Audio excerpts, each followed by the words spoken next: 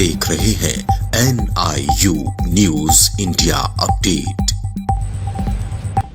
नमस्कार, स्वागत है आप सभी का न्यूज इंडिया अपडेट देख रहे हैं न्यूज इंडिया अपडेट की NIU लंबे समय से एक न्यूज मामले की इंडिया जांच कर रही है अपडेट। और मामला है उत्तराखंड कांग्रेस के वरिष्ठ नेता। नमस्कार, स्वागत है आप सभी का न्यूज इंडिया अपडेट देख रहे हैं लंबे समय से NIU एक मामले के आरोप राजधानी देहरादून की एक पत्रकार की धर्मपत्नी द्वारा लगाए गए थे, जिसके बाद से ये मामला गर्मा गया था और सवाल पत्रकारों की साख पर भी उठ रहे थे।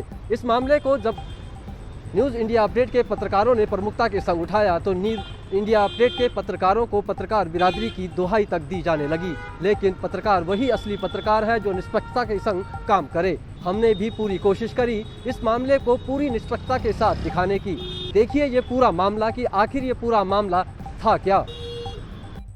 कांग्रेसी नेता आजाद अली पर यौन उत्पीड़न के आरोप लगाने वाली महिला व पत्रकार पति पर राजधानी दून की CJM कोर्ट ने बड़ा फैसला दिया है। इस मामले में CJM कोर्ट द्वारा आजाद अली पर उक्त महिला द्वारा लगाए गए आरोपों के बावजूद कोर्ट ने मामले को पूर्व में ही स्थगित कर दिया था, जिसके बाद कोर्ट ने प्रार्थी आजाद अली की शिकायत पर संज्ञान लेते हुए भारतीय दंड संहिता की धारा 323, 504 और 506 में अभियोग पंजीकृत किया और अब कथित यौन शोषण की पीड़िता के पति गिरीश तिवारी, जो कि पेशे से एक पत्रकार भी हैं, और मुख्य पीड़िता मनीषा तिवारी को समन जारी करते हुए आगामी दिनांक 27/10/2021 को न्यायालय में हाजिर होने के आदेश जारी किए हैं।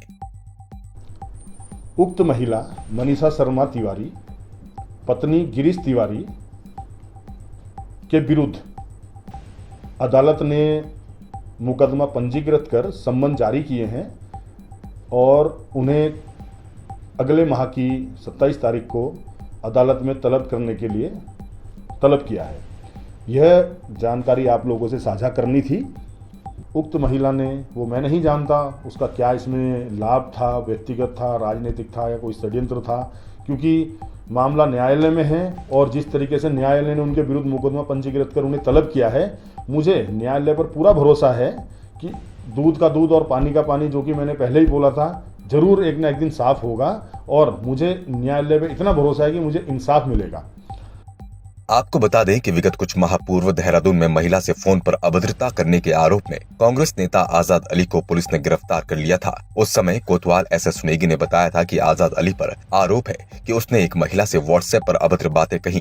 साथ ही बताया था कि महिला ने आजाद अली से इंश्योरेंस पॉलिसी बेचने के संदर्भ में संपर्क किया था, मगर आजाद अली ने गलत नियत से महिला से बात की, जिस पर तहरीर दर्ज कर आनंद फानंद में गिरफ्तार कर आजाद अली को देहरादून कोर्ट में प्रस्तुत किया गया था, जहां न्यायालय द्वारा पुलिस को फटकार लगाते हुए आजाद अली को हाथों हाथ ही जमानत दे दी गई।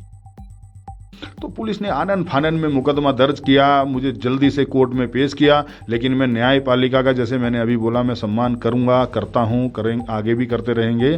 तो न्यायपालिका पे मुझे पूरा भरोसा है। तो कल जिस कोर्ट में भी कोतवाली पुलिस ने मुझे वहाँ पेश किया, तो उस कोर्ट ने पुलिस को सीधे सीधे फटकार लगाई, भाई बिना तथ्यों के आप लोगों ने मुकदमा दर्ज कर दिया, तथ्य कहाँ हैं इसके। और दूसरी बात यह कि आप लोगों को कानून नहीं आता, आप लोग पढ़े लिखे नहीं हो या आप लोगों को इतना भी ज्ञान नहीं है, जिसमें 7 साल से कम का मामला होता है उसको थाने से 41 का नोटिस देना है, उसमें फिर जाँच करनी है और इसको तत्काल वापस थाने ले जाइए इन व्यक्ति को और 41 का नोटिस देकर इसमें पहले जाँच कीजिए। तो पुलिस के फिर वहाँ हाथ पैर फूल गए। फिर आनन फानन में पुलिस मेरे को कोतवाली लाके 41 का नोटिस साइन करा के मुझे कहा कि जी आप चले जाइए। यहां तक की बात है कि उसमें भी एक सुपुर्दगी होती है। मगर इस प्रकरण के बाद आजाद अली को अपनी पार्टी उत्तराखंड कांग्रेस से निष्कासित होना पड़ा था और पिछले 15 वर्षों से अपनी विधानसभा सहसपुर में अपने राजनीतिक भविष्य को तलाश रहे आजाद अली को बड़ा झटका लगा। इस पर आजाद अली ने पूर्व उत्तराखंड कांग्रेस के प्रदेश अध्यक्ष प्रीतम सिंह पर भी पलटवार किया है। बताया कि स्वतः संज्ञान लेकर प्रीतम सिंह ने अपनी मिलीभगत जाहिर की है, जिसका कि मुझे दुख है। कांग्रेस सिर्फ पार्टी नहीं बल्कि हमारा परिवार है और मुसीबत के समय परिवार ने ही मेरा साथ छोड़ा, जिसका कि मुझे बेहद दुख है। कि उस समय के तत्कालीन प्रदेश अध्यक्ष जी ने जो एक जल्दबाजी दिखाई, मेरा मानना है उन्होंने भी कहीं ना कहीं जिस तरीके से मेरे ऊपर एक झूठा आरोप लगा, उसको स्वतः संज्ञान लेके निष्कासन करने वाला बयान दिया, वो भी कहीं ना कहीं उससे भी मुझे बड़ी तकलीफ हुई है, मुझे बड़ा दुख है। और ये कहते हैं समय कभी एक सा नहीं रहता, समय हमेशा बदलता है। जिन लोगों के बयान मैंने उस समय सोशल मीडिया में, प्रिंट मीडिया, अखबारों में पढ़े, आज ना वो प्रदेश अध्यक्ष हैं और ना ही वो किसी और को हटाने के लायक हैं। तो कई बार हमारे छोटे से गलत फैसले हमारे बड़ी हमें तकलीफ दे सकते हैं, बड़ा नुकसान कर सकते हैं। तो उस समय शायद उनको इस चीज़ का प्रायश्चित करने के लिए कुछ करना चाहिए। देखिए, पार्टी एक परिवार होता है और परिवार में शर्तें नहीं चला करती। शर्तें तो नहीं हैं, लेकिन जिन्होंने मुझे उस समय निकाला था, जैसे कि मैंने अभी बताया, अभी वो प्रदेश अध्यक्ष हैं ही नहीं। तो और उस पर हरीश रावत जी, जो हमारे प्रदेश के सबसे बड़े नेता हैं, वो स्थिति को स्पष्ट कर चुके हैं कि उस समय उनका, मैंने आप ही के सोशल मीडिया पर एक बयान देखा था। उन्होंने कहा था कि उस समय चलन गलत था। बिना नोटिस के, बिना जवाब लिए जिस तरीके से निष्कासन किया गया, तो वो स्पष्ट कर चुके हैं। हमारे प्रदेश के सबसे बड़े नेता ने ही जब कह दिया कि वो चलन गलत था। आज इस पूरे मामले को 6 महीने बीत चुके हैं, मगर आज तक आरोप लगाने वाली महिला कोई भी सबूत कोर्ट में प्रस्तुत नहीं कर सकी, जबकि पूर्व में उसने व्हाट्सएप कॉल की रिकॉर्डिंग होने का दावा किया था। साथ ही उत्तराखंड कांग्रेस द्वारा ये मामला उठते ही उत्तराखंड कांग्रेस ने बिना आजाद अली से कोई सवाल जवाब किए आजाद अली को निष्कासित कर दिया था, जिससे आजाद अली को गहरा धक्का लगा और वर्षों से जिस पार्टी के लिए वो कार्य कर रहे थे, उस पार्टी का उन पर भरोसा न जताना भी उन्हें अखरा। साथ ही आजाद अली ने दून पुलिस की त्वरित कार्रवाई पर भी सवाल उठाए थे। उन्होंने कहा था कि दून पुलिस ने राजनीतिक दबाव में आकर इतनी तेजी से उन्हें गिरफ्तार किया था, वो हैरान करता है। मैं पुलिस के ऊपर आरोप नहीं लगाना चाह रहा, या पुलिस की कार्यशैली पे अभी मैं जब कुछ चीज़ें मेरे सामने होंगी, जब बोलूँगा तरीके से, उसमें भी कई सारी पुलिस ने ऐसे काम किए हैं कल, जो वाकई में कानून से हटकर कल पुलिस काम कर रही थी। लेकिन मैं समझ रहा हूँ पुलिस के ऊपर बड़ा दबाव था। अब वो उस दबाव की कई सारी कड़ियाँ मेरे सामने आ गई हैं, उसमें कौन कौन संलिप्त है, कई लोगों के कुछ तथ्य धीरे धीरे सामने आ रहे हैं। इस पर मैं बहुत जल्दी एक बड़ा खुलासा भी करूँगा, और जो मेरे ऊपर आरोप लगाए गए हैं, मेरी छवि को धूमिल करा गया है, निश्चित इसमें कुछ नहीं है। यह स्पष्ट है कि विधानसभा सहसपुर में ही नहीं, पूरे जिला देहरादून में और यहाँ तक कि और दूर दूर तक भी जो लोगों के हम दुख सुख में साथ खड़े होते हैं, तो जिस तरीके से हमारी लोकप्रियता को लोग पसंद कर रहे हैं, बढ़ रही है लोकप्रियता, तो उसको देखते हुए जो आगामी विधानसभा का जो चुनाव आ रहा है 2022 का, तो जो लोग उसको अपने बाप की जागीर समझना चाहते हैं कि ये विधानसभा हमारे पास ही रहनी चाहिए, हमारा पट्टा लिखा हुआ है, या सिर्फ ये विधानसभा हमारी रहेगी, तो उन लोगों को हमने स्पष्ट जवाब दे रखा है।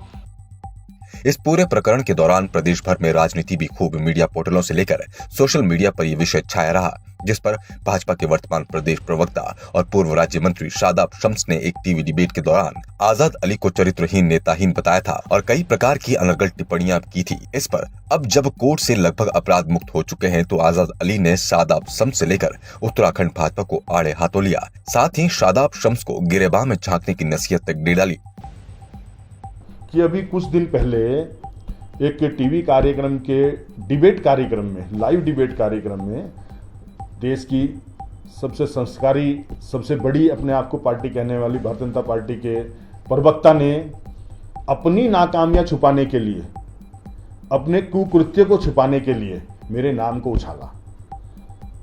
मेरे नाम को उछालने के बाद फिर मैंने आप लोगों के मीडिया बंधुओं के समक्ष उस व्यक्ति से कहा, यदि उस व्यक्ति के पास किसी भी तरीके के,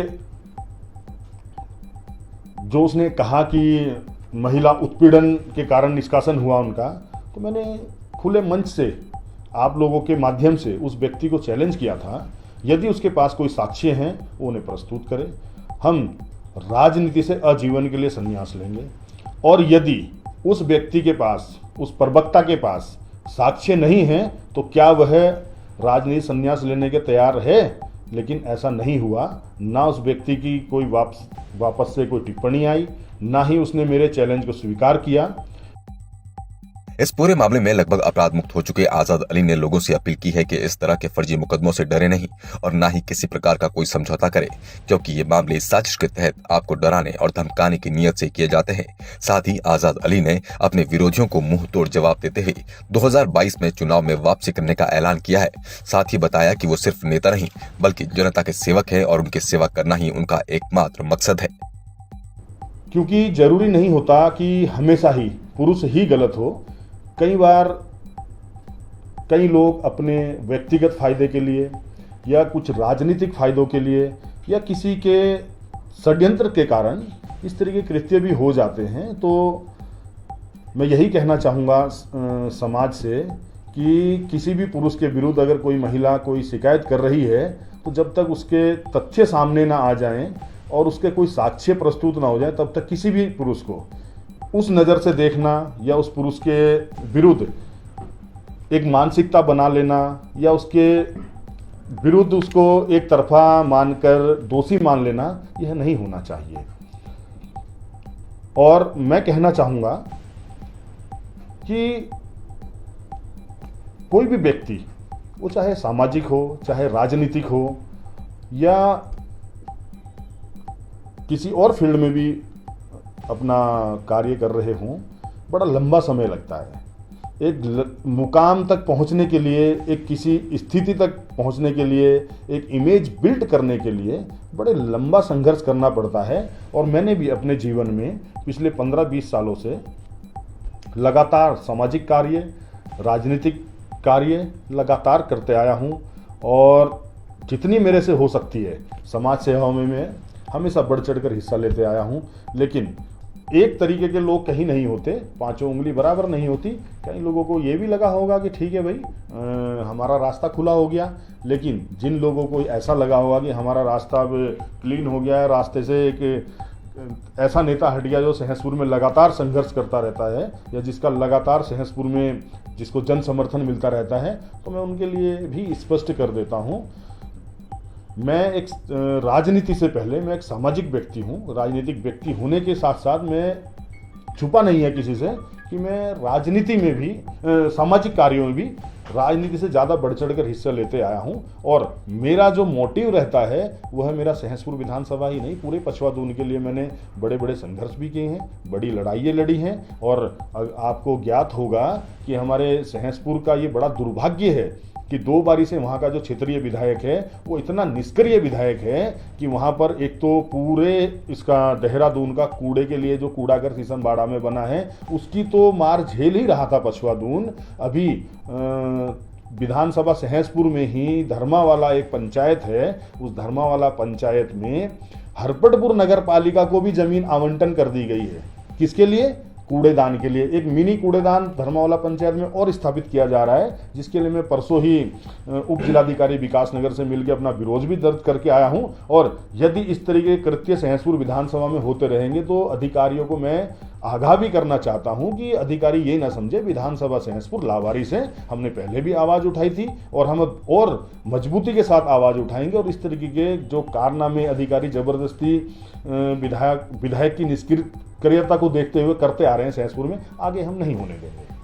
तो देखिए आपने हमारी ये रिपोर्ट कि कैसे एक सभ्य व्यक्ति को, एक जुझारू व्यक्ति को, एक ऐसे नेता को जो जन जन की मदद के लिए सदा खड़ा रहता हो, ऐसे व्यक्ति को यौन उत्पीड़न के आरोप लगाकर उसकी छवि खराब की गई, उसका राजनीतिक भविष्य दांव पर लगा दिया गया। वहीं कांग्रेस में भी इस बात को देखना होगा कि कांग्रेस पार्टी के नेता ने भी तुरंत मामले की संज्ञान आते ही व्यक्ति को हटा दिया गया और व्यक्ति से कारण बताओ नोटिस भी नहीं मांगा गया। बहरहाल ये कांग्रेस का व्यक्तिगत मामला था। कांग्रेस ने शायद चाल चरित्र को मायने रखते हुए ऐसा फैसला लिया हो, लेकिन अब बड़े सवाल उठते हैं उस महिला के ऊपर, जिस महिला पर आज न्यायालय ने संज्ञान लेते हुए सीधा सम्मन जारी करते हुए 27 तारीख को कोर्ट के समक्ष प्रस्तुत होने का आदेश जारी किया है। तो साथियों, इससे एक सवाल तो साफ उठता है कि इस देश में कुछ इतने ढीले कानून हैं जिनके चलते कोई भी महिला किसी भी व्यक्ति को कभी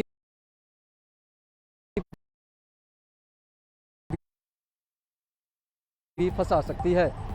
तो साथियों, ये थी हमारी स्पेशल रिपोर्ट। बाकी अपडेट्स के लिए बने रहे हमारे संग और देखते रहे news India update. News India update आपका अपना चैनल है। खबर को शेयर करना बिल्कुल न भूलें और पेज को जरूर फॉलो करें ताकि आपको मिल सके हमारी खबर सबसे पहले।